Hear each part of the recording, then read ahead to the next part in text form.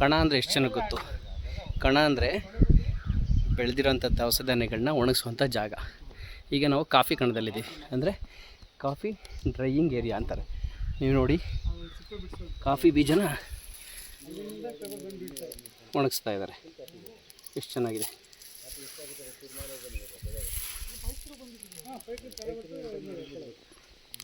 ಇದನ್ನು ಒಣಗಿಸಿ ಇದಕ್ಕೆ ಬೇರೆ ಪ್ರೊಸೆಸಿಂಗ್ ಎಲ್ಲ ಮಾಡಿ ಕಾಫಿ ಬ್ಯಾಗ್ಸನ್ನು ಮಾಡ್ತಾರೆ. ನೋಡಿ, ಇಲ್ಲಿ ಮೇಲ್ಗಡೆಯಿಂದ ಆ ಪಲ್ಪ್ ಎಲ್ಲ ವಾಶ್ ಆಗಿ ವಾಟರ್ ಜೊತೆಗೆ ಇಲ್ಲಿಂದ ಬಂದು ಬೀಳುತ್ತೆ.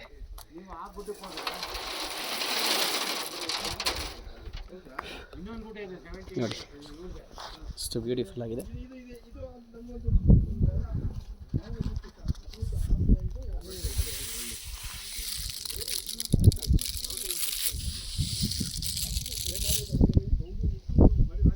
ಕಾಫಿ ಎಸ್ಟೇಟ್ ಹೋಗಿ. ಸೊ ಇಂಥ ಜಾಗ ಎಲ್ಲ ಬಂದು ನೋಡಬೇಕು ನೀವು.